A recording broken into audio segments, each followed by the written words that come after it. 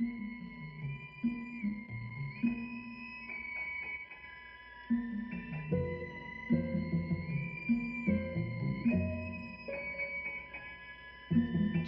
is it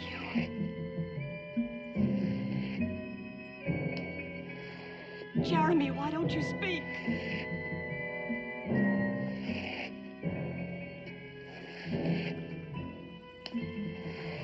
Jeremy, in God's name, speak!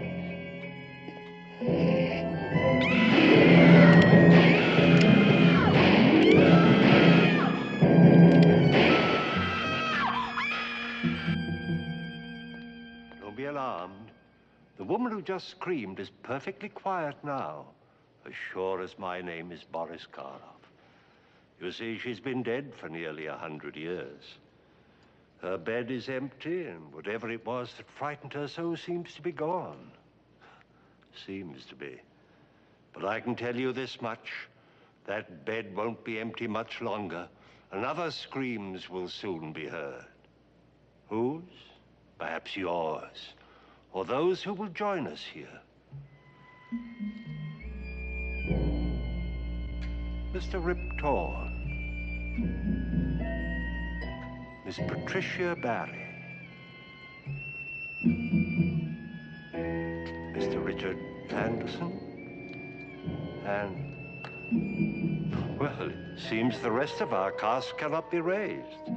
They're dead, you know. But spend a night with us in the Purple Room, if you dare. Let me assure you, my friends, this is a thriller.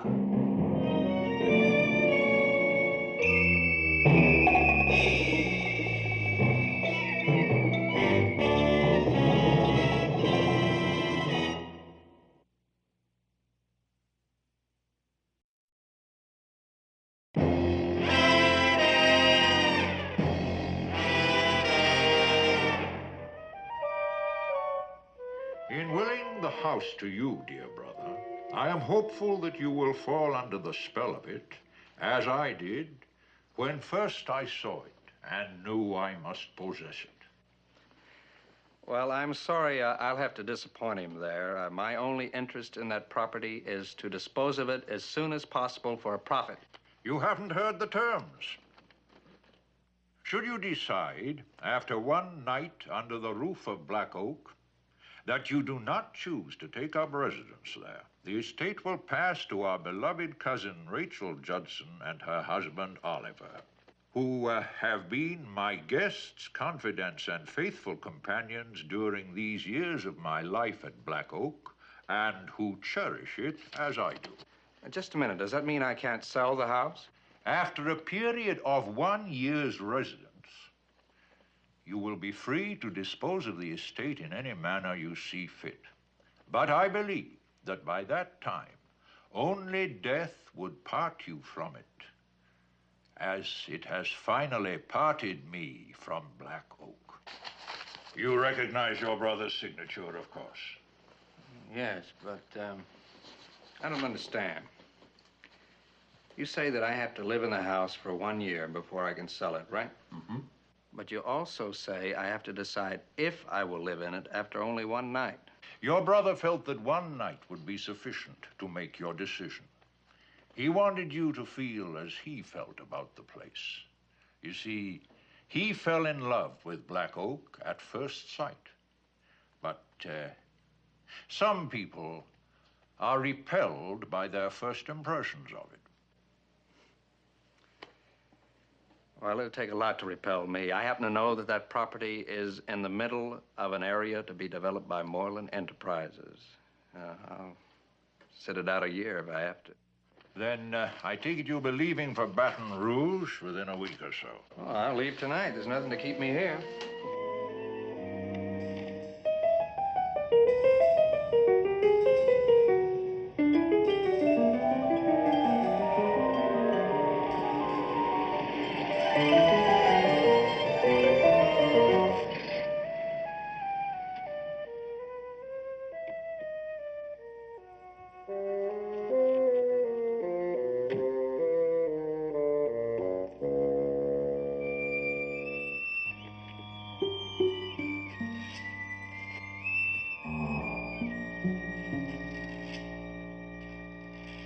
Well, do you like it, Duncan?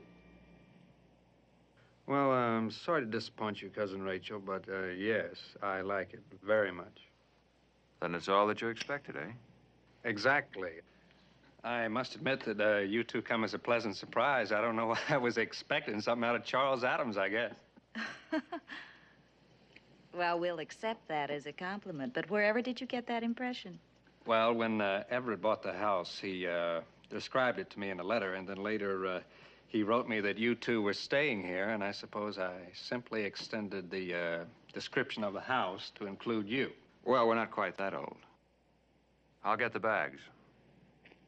Unless, of course, you'll change your mind and spend the Oh, night. no, I'm here. I might as well get it over with. You make it sound as if you think it's going to be an ordeal. Well, now, let's be honest, Cousin Rachel. You know, those stories you were telling me down from the station weren't exactly meant to reassure me. Oh, come now, Duncan. Well, look, all of that is part of the fun of having an old house. It's history, it's secrets, all those ghosts. You inherit those with the house. I mean, of course, neither one of you would have any idea of attempting to scare me out before the morning. Well, now, why would we do a thing like that? Well, Oliver, I just happen to have a nasty mind, and I can't help remembering that if I decide not to stay here, that the place will belong to you.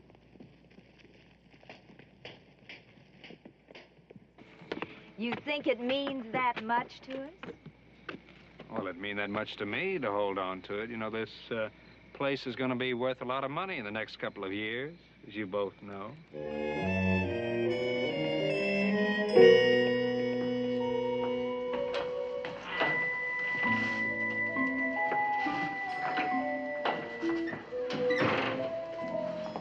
If you'd given us a bit more notice, we would have had the electricity turned on. Uh-huh. Oh, you don't believe us? I suppose you think we arranged it this way to make things a little more difficult for you. Well, Oliver, I'm certain I'd do the same thing if I were in your position. Oh, my, you do have a nasty mind. Why, Duncan. thank you, Rachel. Well, it doesn't matter. I can explore this place in the morning. All I need now is a room. This way. We closed the house after Everett's death. I'm afraid the only bed that's made up is in the purple room. Of course, you wouldn't like that one. Oh, is that a challenge? The purple room, by all means. Duncan, there's nothing that you have to prove here. It's very easy to change the bedding from one room to the other. Well, listen, I don't want to put you to any trouble, and I'm certain it'd be much more difficult for you if I didn't stay in the purple room.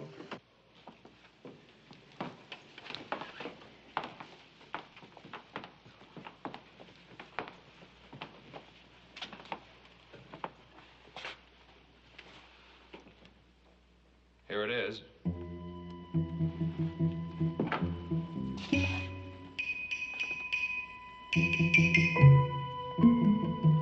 Welcome home.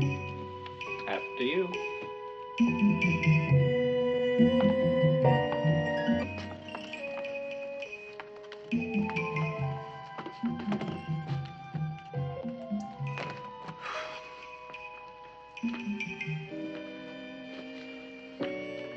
Oh, a nice place to visit. But you wouldn't want to die here.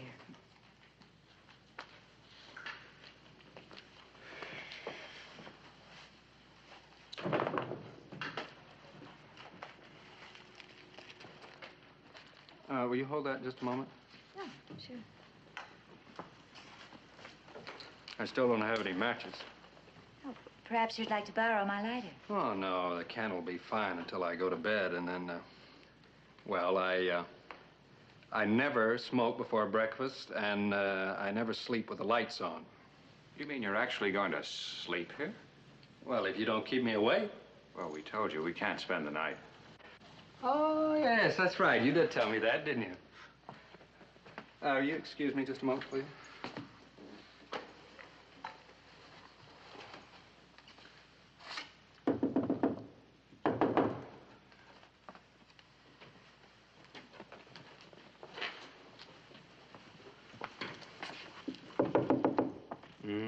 You know, they say that these old Victorian mansions are just riddled with secret passageways, but in case anyone thinks of popping out of some panel during the night, I'll welcome them with this. Now, look, that's going entirely too far. Put that thing away. Well, I think it's only fair that any ghost within sound of my voice should be advised of my intention. My good fellow, if what is haunting this house is something human, you'll be doing a favor to everyone in the district if you put a few bullets in it. If not... If not what, Oliver? If not, you've done everything you can to announce your antagonism, your lack of sympathy to them. At the outset, you've been smug and provocative. I'm not afraid of dying if they're not. Would you please stop waving that thing around? Oh, I'm sorry. I just didn't want you to be concerned over me. And will you please tell any ghosts you happen to meet on the way out? Ghosts only appear to those who are fool enough to believe in them. And those who are fool enough not to. Any other words of comfort in parting? Well, at least let's all part as friends. Let's have a drink. I would love a drink. So would I.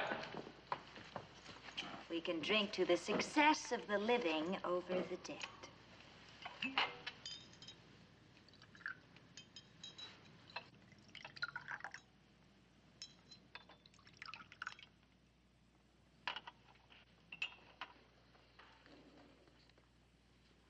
Duncan? Oliver? Cheers. Just a moment. If you don't mind, let's exchange glasses. You think we were trying to drug you? Well, I just can't help judging others by myself, and I'm sure if I were you that I'd slip something in the drink to slow the reflexes and stimulate the imagination. Come on, Oliver. Humor him. Now?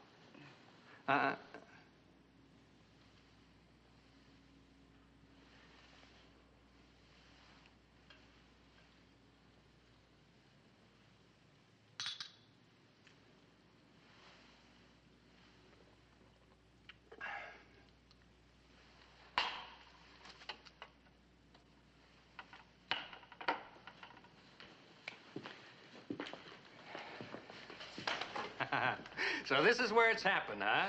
Nearly 100 years ago. If you believe it, it started right in that bed. Well, what's your version, Oliver? That was their bed. Captain Jeremy Ransom and his wife Caroline. His bride of only 7 days. They were alone in the house, as people on a honeymoon prefer to be.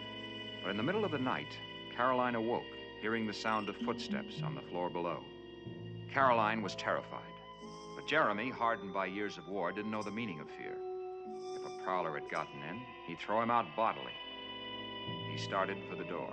Caroline begged him not to leave her there alone. So Jeremy stopped, and then he went to the mantel and took down his pistol, loaded it, and put it into her hands. If the fellow should slip past him, penetrate the bedroom, Jeremy told her to shoot and shoot to kill. And then he went out to the stairs. He took no light to warn the prowler and started down the stairs slowly, searching. There in the bed, Caroline waited, clutching the gun. She waited and waited till she wanted to scream. Instead, she hardly breathed. She heard nothing, nothing at all. She just waited. She began to pray. And then she heard it. The footsteps again, coming up the stairs. But they weren't his footsteps, not her husband's, not Jeremy's. They shuffled, dragged, groped, fumbled, coming closer, closer, reaching the door. They started in. She couldn't see who or what it was moving toward her out of the dark. Her fingers tightened on the gun. She cried out, "Jeremy, is it you?" There was no answer. So she fired, point blank, again and again at the shape. She heard a moan, then a fall. And she lit the candle. And then she began to scream. And scream. And scream. Is that the punchline?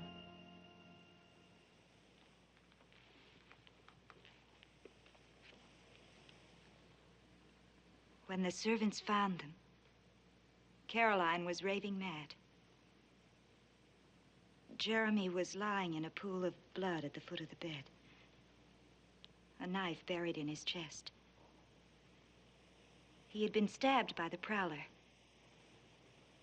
And then he forced his way up those stairs, step by step, unable to speak, more dead than alive, to get help from Caroline. Instead, his bride had shot him dead.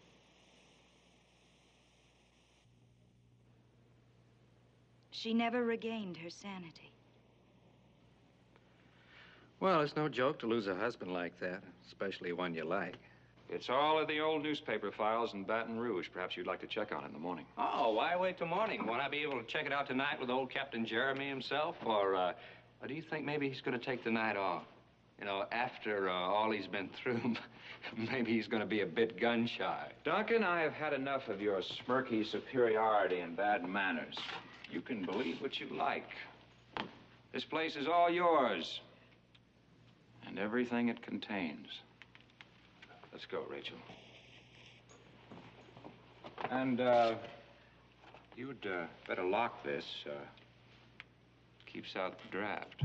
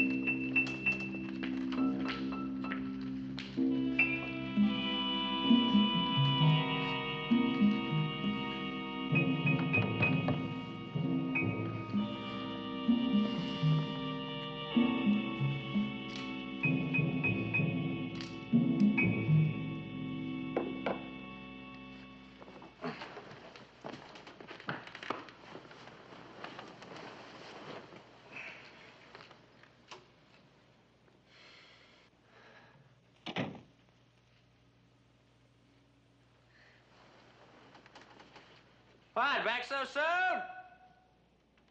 Well, make yourselves at home, dear cousins. We have a long night ahead of us.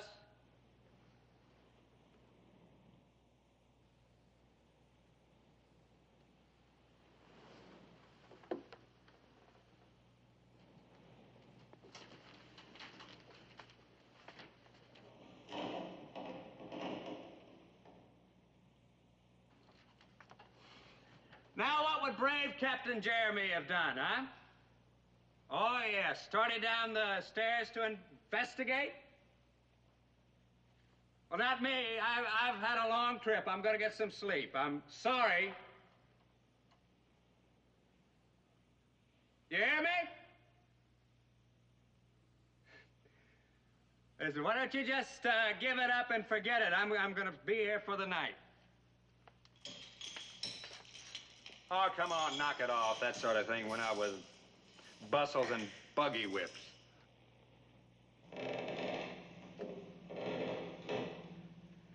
Ah, the old creaking stair. It's truly a creative touch. But don't you have a squeaking door? Surely you must have a good old squeaking door around the place. There! All right, if you have nothing further to offer me, I'm about to get me some sleep. I'm sorry, I can't say the same for you.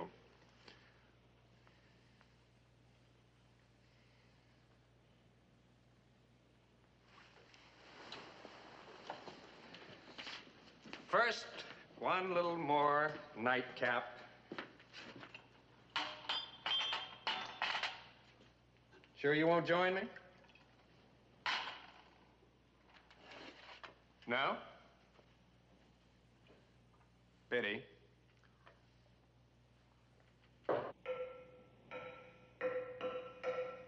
Oh, we have the rapping noises, the rapping sounds. Oh, fine, fine. Have your fun. I want the whole familiar routine. I want rapping sounds, sudden gust of wind, musty odors. You haven't forgotten the musty odors, have you?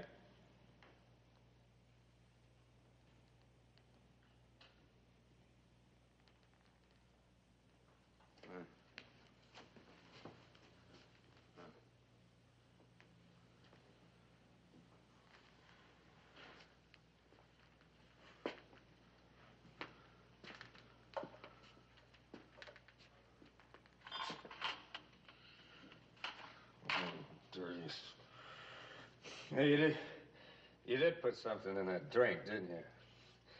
Well, I won't do you any good! Barbiturates have no effect on me. No effect at all.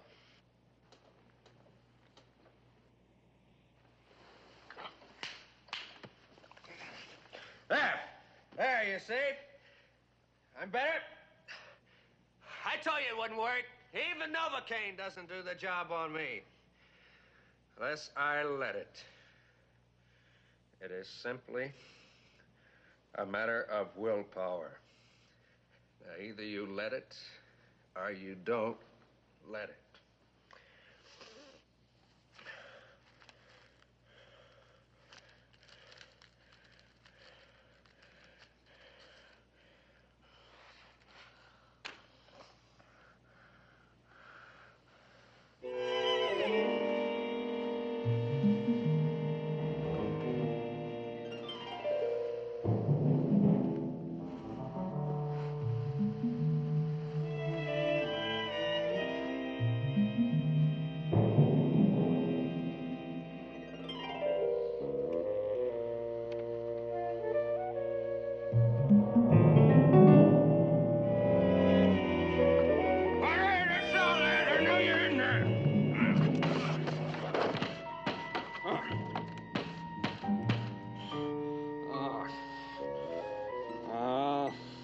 That was a cheap trick.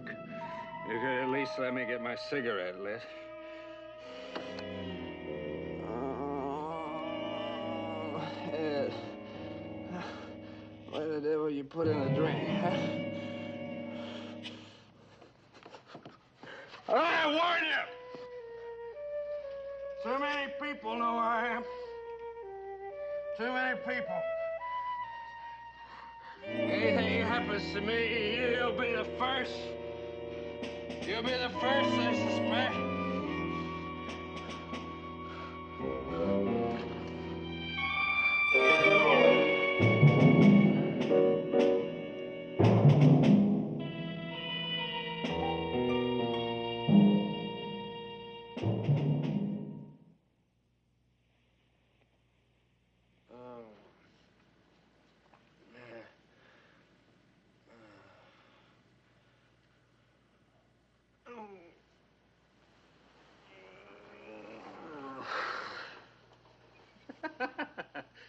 Oh, what a head.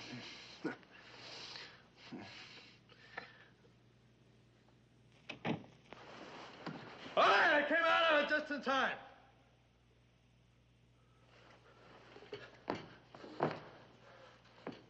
Oh. All right, you didn't have to pick the lock, you know. I would have let you in. Why didn't you knock, huh?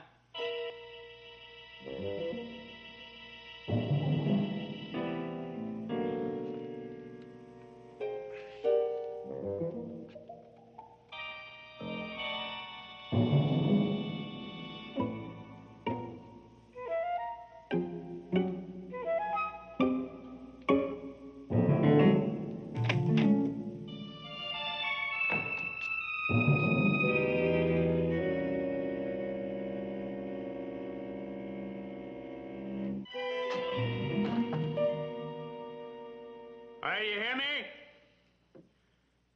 I'm all right again. I'm on my feet, and I've got the gun. All right, that's enough. That's enough! You hear me?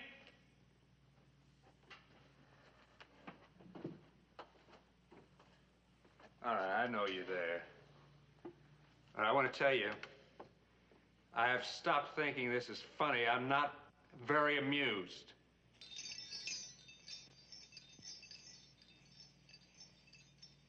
Oliver?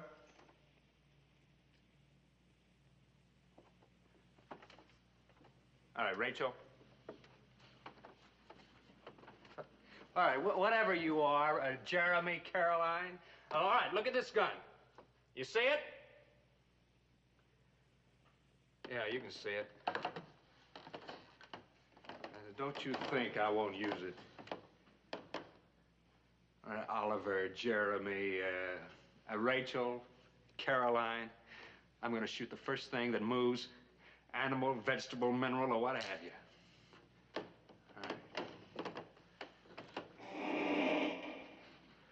All right.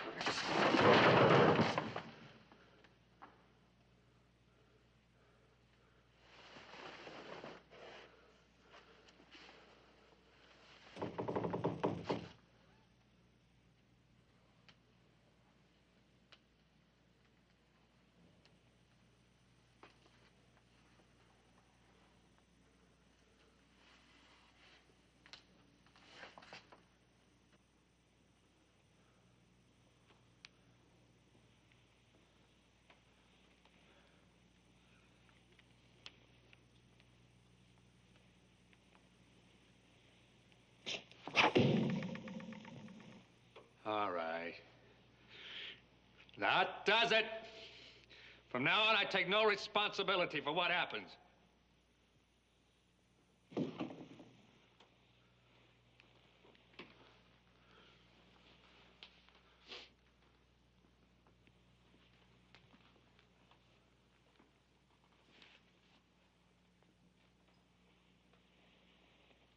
All right, I hear you. I hear you over there.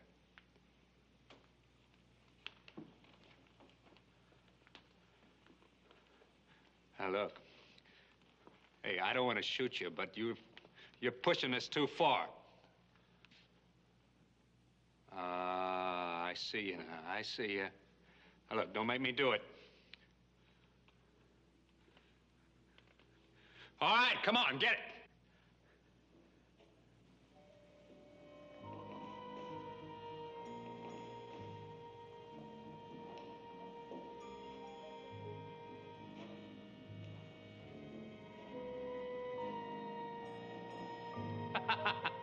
Oh, give me credit. I figured you right, didn't I, Oliver? It is Cousin Oliver, isn't it? Well, of course it has to be. I mean, Rachel wouldn't be caught dead in that nightgown. What is that? A knife in your chest? Huh? That's very clever. That's a very clever idea for a tie pin. I might merchandise that.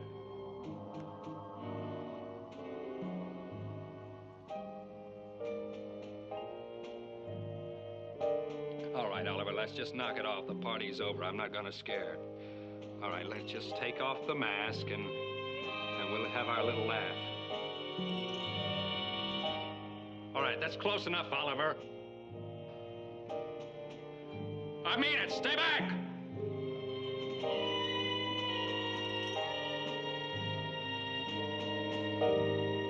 Rachel, call him off. Listen, if you're here, listen, use your head. I'm not afraid of your comic opera ghost, but I am afraid I'm going to have to kill him. I'll kill him.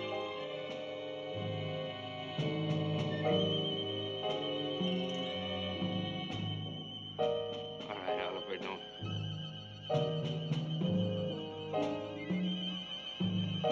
Look, Oliver. Jeremy. No, stop it. I mean what I say. Look. If you think I'm gonna let you put those hands on me, you just... All right, what are they? What do you got there, some kind of glove? Oh, stop it. Please, stop it. All right, stop it!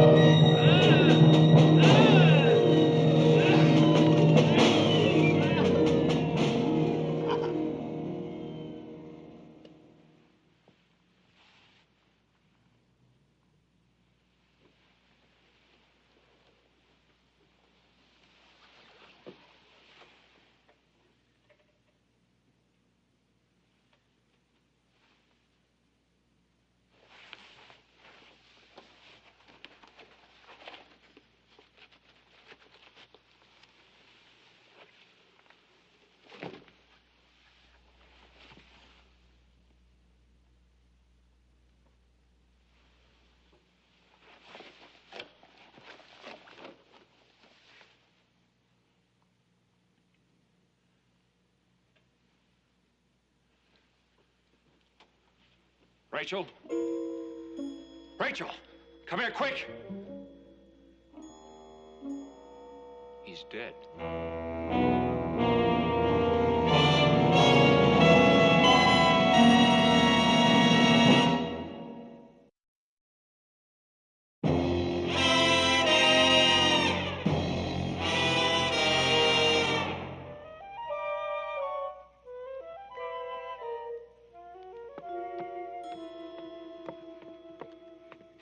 His cigarettes.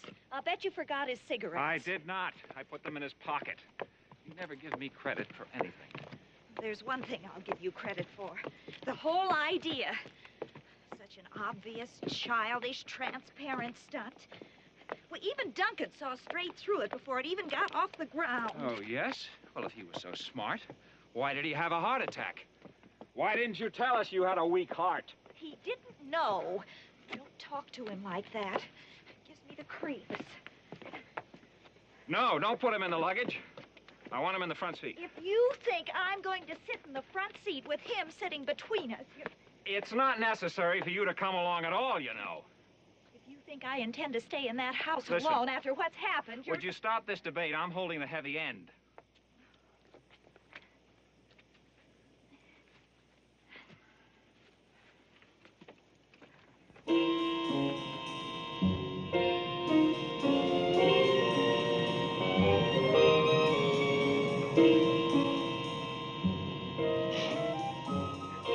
Get out. No need to get your feet wet.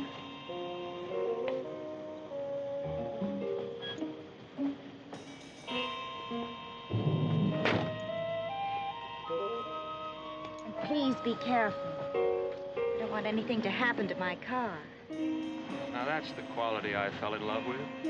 Tenderness.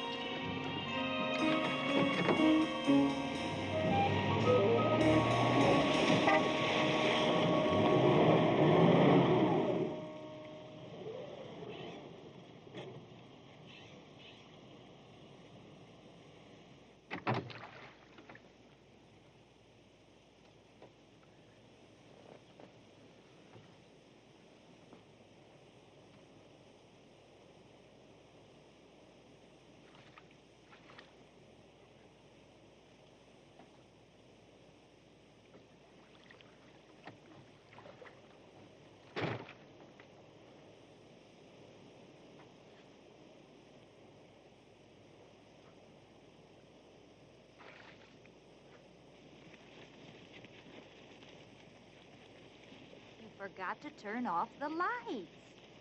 My dear girl, if a man has a heart attack while driving to Baton Rouge and runs off the road in a dead condition, he'd hardly consider turning off the lights just to keep your battery from running down.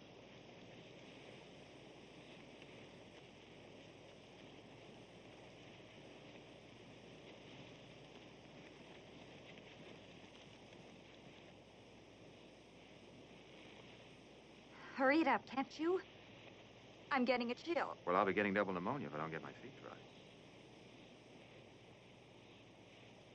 Oliver, What? Do we have to go back to that house tonight? Certainly, that's the whole idea. Now, we picked Duncan up at the station, drove him out to Black Rock. He took a look around, decided he wanted to stay at the hotel. We were tired, gave him the car, and we stayed on. I dare say we are committed to that story now. Right. It wouldn't do for us to be anywhere close to him when it happened. It might arouse suspicion. Suspicion? No, but you yourself said that we haven't committed any crime. Yes, but that we profit by what's happened. If anybody would think that perhaps we might have deliberately scared him to death. Don't say such a thing. Don't even suggest it. I'm sorry, darling. I realize how delicate you are. Now, come on. If we go this way, we'll be home in 10 minutes. Oh. Oliver, What? I'd give up the whole thing right now. The property, the profit, all of it. If only I didn't have to spend another night in that house. What? After sticking with Everett all these years? I mean it, Oliver. I'm afraid to go back there. Darling, you are so wonderfully impractical. Next thing you know, you'll be believing it's haunted, too. It is. Now? Come on, before someone finds us here.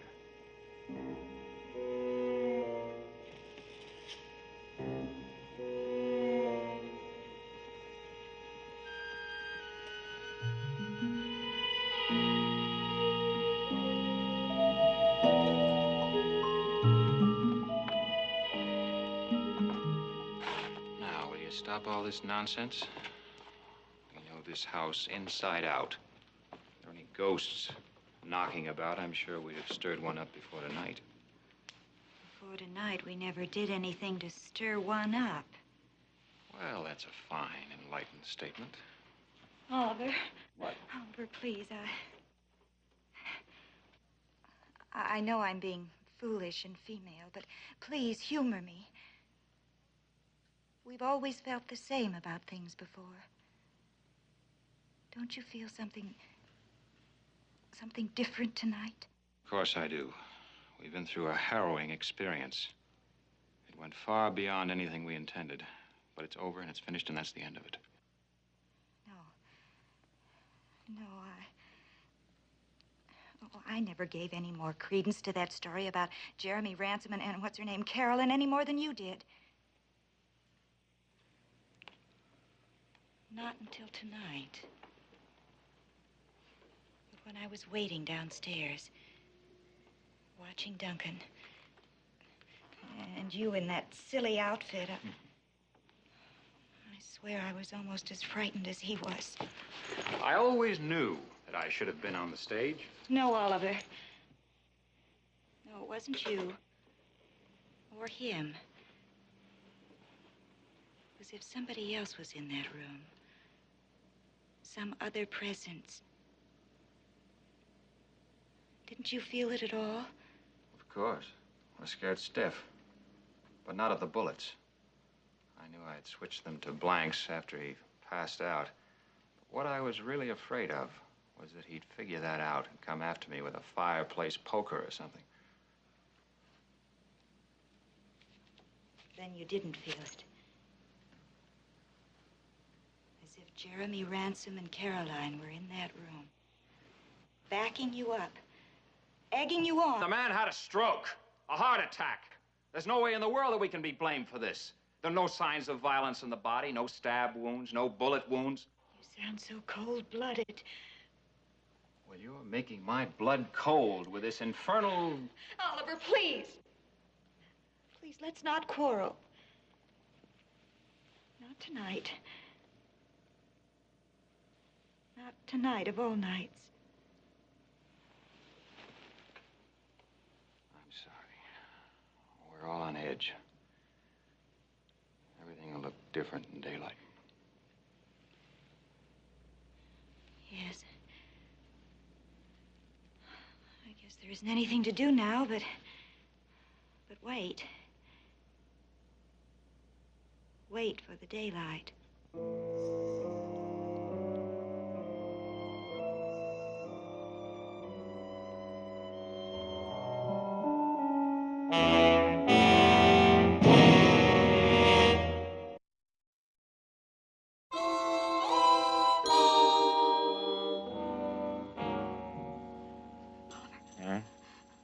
Oliver, wake up. What? What? Huh? Wake up. Oh, Rachel, what now?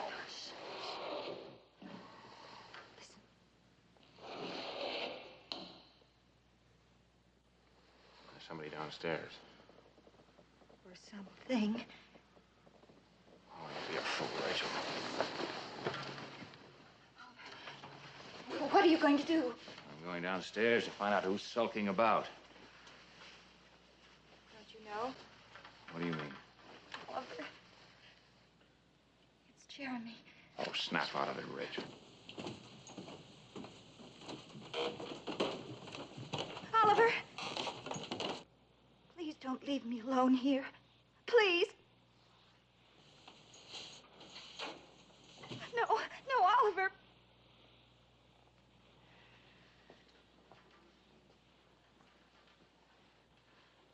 Now, you hold on to this. And remember, they're not blanks this time.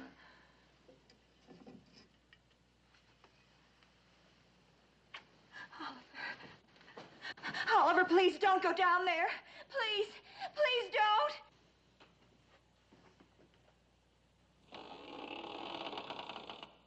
Who's there?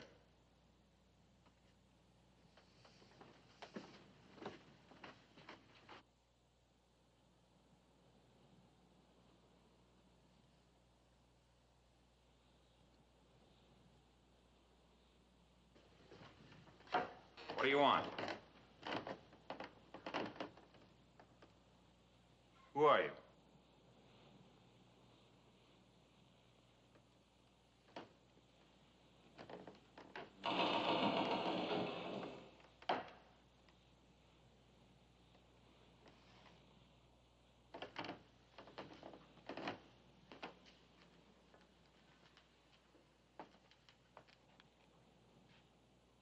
Now, I know there's someone in here.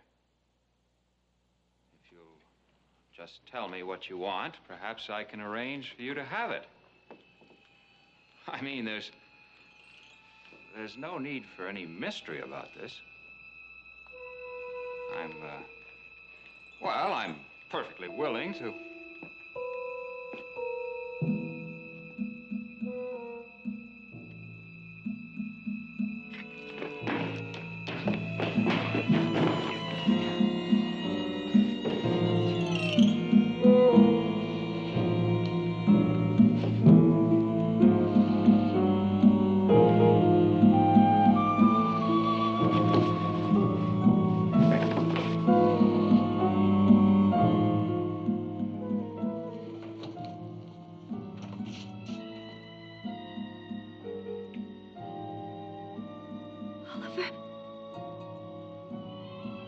Oliver? Oliver, is that you?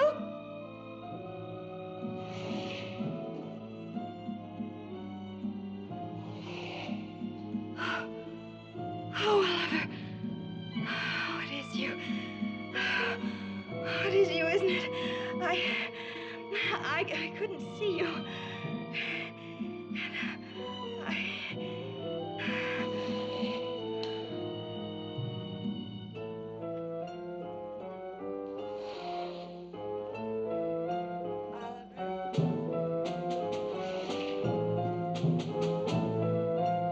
Oliver?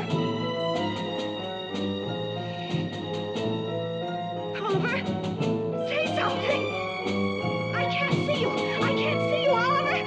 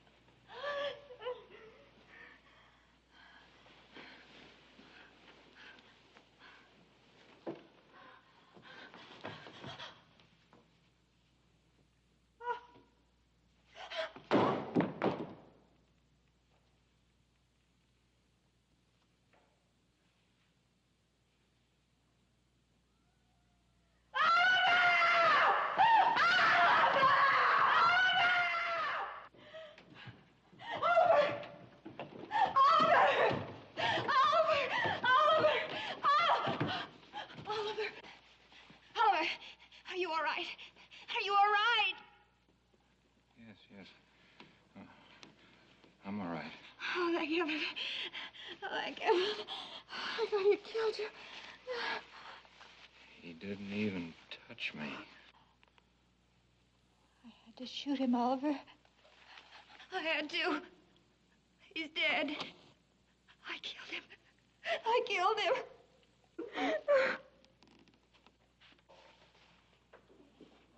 Judson? That you, Mr. Judson? Ma'am? Are you all right? Where did you come from? Well, we heard the shots. How did you get here so soon? We found your wagon, ma'am, down by the bayou with some stranger in it. Fellow said his name was Ransom, Jeremy Ransom. Was out of his head. Said someone was trying to kill him and his wife. So he run off, and we're looking for him. He come this way. No. He's not here. No? We just swore them shots come from upstairs there. You were mistaken. Maybe so, but I think we'd better have a look-see just the same. No, there's nothing to see up there. There's nobody. There's nothing to see. It's no use, Rachel. He's here, and they'll find him. Nobody will ever believe that it was all a mistake. A mistake? Yes. You see, we thought he was a prowler, a trespasser. You see, his name isn't Ransom. He's our cousin. Cousin? Our cousin Duncan. But you see... Now, hold on, ma'am. I think you made a mighty big mistake, ma'am. I mean, if Everett left him the house like you meant to, I don't see how you could take him for a trespasser. I mean, it wasn't your house. Now, was it? No, it wasn't. But it is now. All of it. This house. Everything in it. It's ours.